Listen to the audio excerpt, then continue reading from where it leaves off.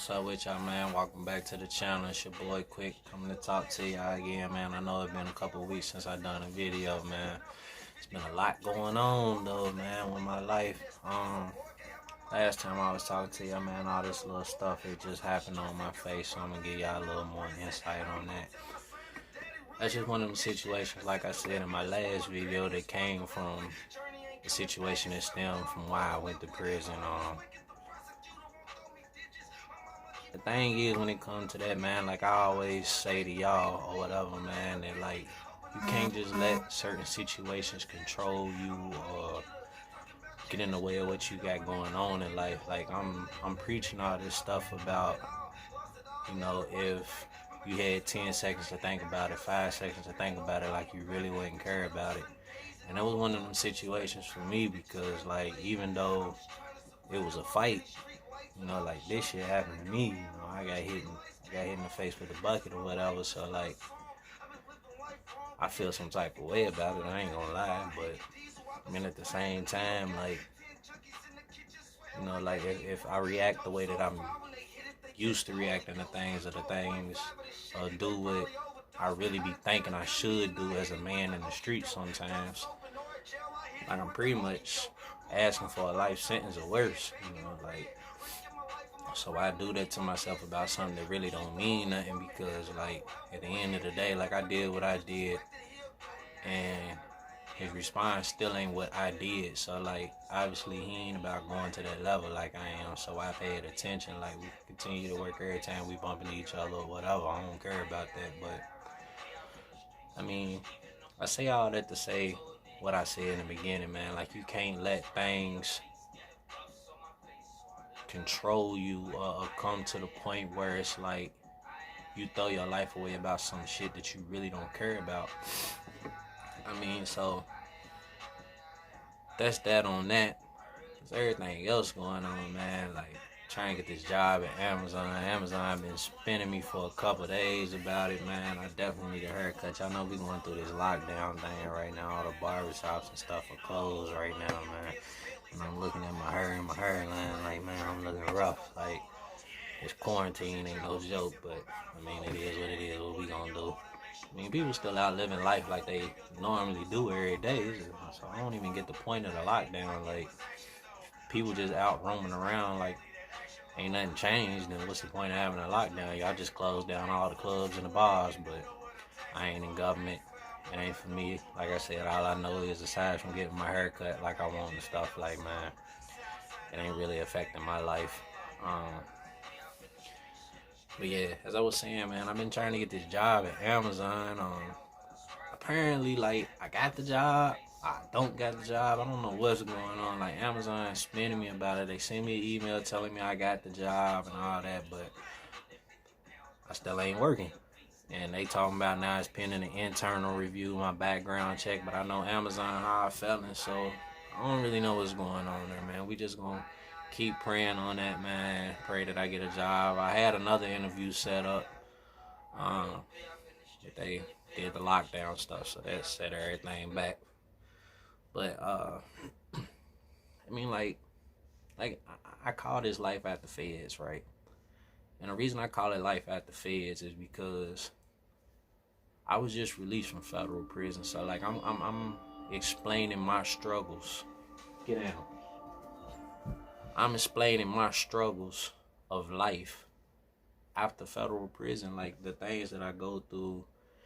And it's really like, what I want y'all to see and what I want y'all to know. But like I said in my last video, when I record these videos, I'm doing this on my phone right now, you feel me? I ain't got no official camera or nothing, but, I mean, I'm doing this on my phone, I'm recording it now, and when I'm done recording it, I'm not gonna watch it, I'm gonna post it, because everything I'm saying to y'all is from my heart.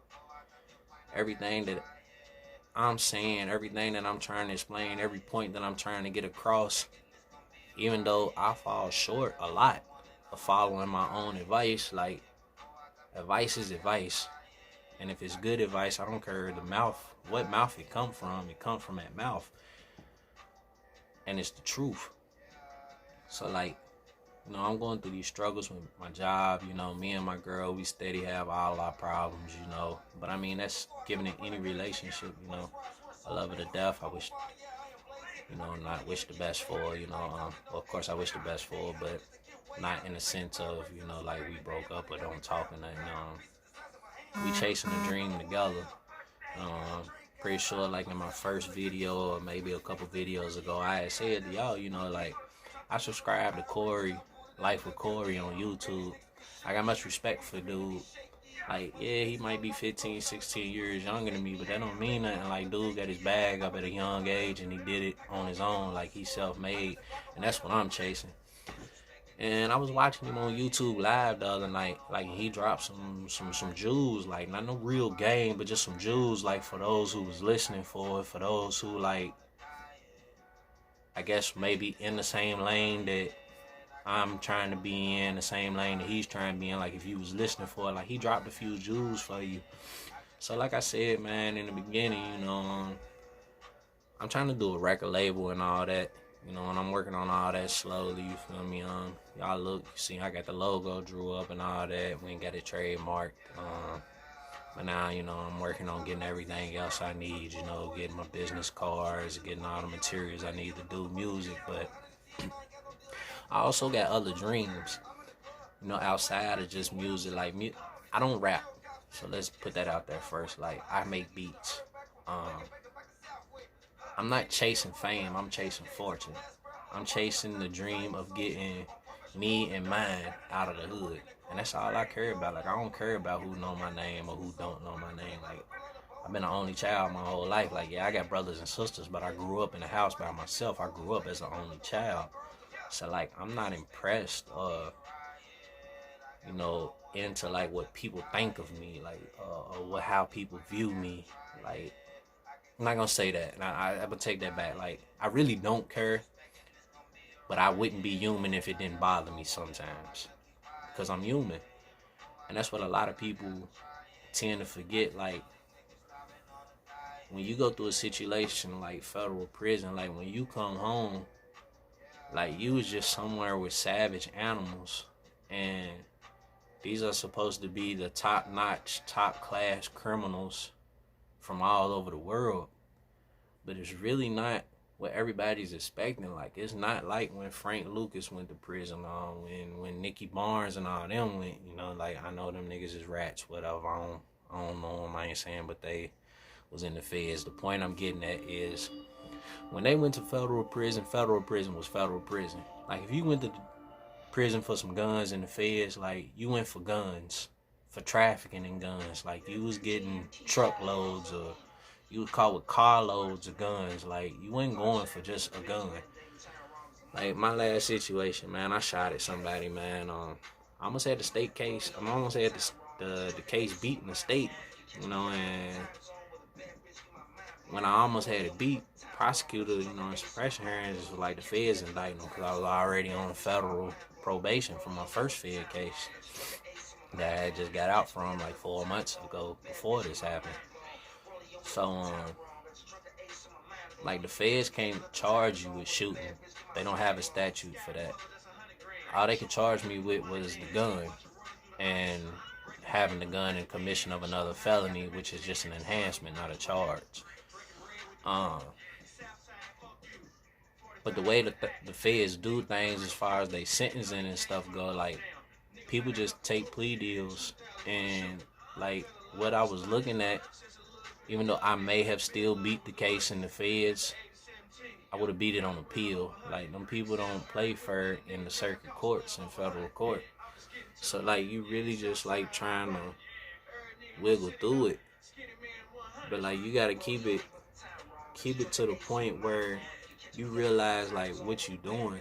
Cause like I said, man, them dudes that went to the feds back in the days, like, that was a total different ball game. Like, yeah, maybe that was club fed. Like, it's not like that no more. Like I just said, I just got out of federal prison for one handgun, one Glock 19.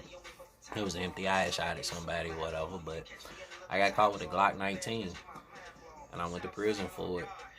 But like, it's so many more people there that like got life sentences for being caught with grams of dope, not you know, eighties or ounces or quarter keys or bricks or none of that. Like, nah, grams. Like 10, 15 grams. Get a nigga a life sentence. You know, and I know a lot of people have never been to federal prison, so may not know this, but like, you gotta have, Obama changed it. You used to have 100 grams of cocaine, soft powder cocaine, to equal out to getting caught with 1 gram of crack cocaine. Like, who's more likely to have crack cocaine? A black person. A person who sells it. Like, now it's 18 to 1, but it still ain't fair. Like, crack, cocaine, whatever, it's all cocaine. So why is it being sentenced different? But like, I know dudes that was locked up under this old law, and even under the new law, some dudes is getting shafted. You know, maybe not as easily, but you know, definitely dudes that was over the old 100 to 1 law, like them dudes got shafted, and like they don't give them no play in court. Even though the law was changed or whatever, but they don't give them no play. So like, now what? Like, these dudes' lives is gone over pennies, basically, in the scheme of things, pennies. And that's what you have to do. That's what I have to do as a man. Cause like I said, this situation right here, you know, like it really took me somewhere else when it happened. Like, I was really like, motherfuckers think I'm a joke. Like, all that mission and shit, like, nah, I'm gonna hit you this time, and I'm gonna make sure I'm gonna get my man. But at the same time, like, about what? Because when it all boiled down to it, it's about a bitch. Not my bitch. And she wasn't even his bitch at the time, but she was his baby mama. But he was living with a whole nother bitch. And for some reason, like, he's a woman beater, he's abusive, he's one of those type of dudes that feel like once you mad, you always mad. Especially if you have a baby by me. And, you know, I tried to handle the situation like a pimp, like a G. And, you know, man, pimping, you talking all this pimp shit, like pimping a non-contact sport. Like, I'm from the South, Holmes. I'm from Louisville, Kentucky. I grew up in Atlanta. I'm back and forth. Like, I know what real pimps do. Like, that ain't how they move. Pimping is a non-contact sport. And we talked, shook hands, fly, boom. I walk off. I'm shit-faced drunk. He hit me in the back of the head. I fall. He kicked me a couple times. Boom, run, jump in this truck and leave. Like, that's how our first confrontation went. And I let it go in the end because it's about a bitch. And like I'm telling y'all, like, at the end of the day, I know there's something I don't really care about. No matter how I try to word it or whatever, the homie Moon helped me accept this while I was just in prison. He like, at the end of the day, bro, no matter what you did, no matter what he did, y'all was beefing over a bitch. And that makes you look lame. Even though you wasn't really the one beefing with him, he was beefing with you. You did what you had to do as a man. But y'all was beefing about a bitch. And it's like, man, we was beefing about this nothing-ass bitch. Like, dude, all these years ago, this bitch still ain't got shit, ain't got no car, ain't got nowhere to live, losing her kids when she have them still on drugs. Like, come on, shawty, like, you ain't doing nothing with yourself. Like, and this is what I went to prison over. And Moon helped me to understand that when he told me that, like, no matter how you try to phrase things, word things, or whatever, like, the situation is what it is. No matter how you try to play it out, no matter how it played out, no matter how you want it to play out. The bottom problem of the situation is still the bottom problem of the situation. So you gotta learn how to deal with the bottom problem of that situation to get out of that situation. Like, for me, what I should have done at that time was just quit fucking with the bitch. Like, she didn't mean shit to me. I was fucking with 20 other girls at the same time, and she knew it. Which, the fact that she was willing to accept that, should have told me that she wasn't nothing. She was just latched on to what I could provide for her. The lifestyle I provided, the money that was around, the cars, the guns, like the fascination with my life. Even though she had been in that life, she had never been with nobody like me. And like I said, man, you know, I'm gonna be honest with y'all. I've never been a millionaire. I've never been rich by any social standards, but I've been hood rich.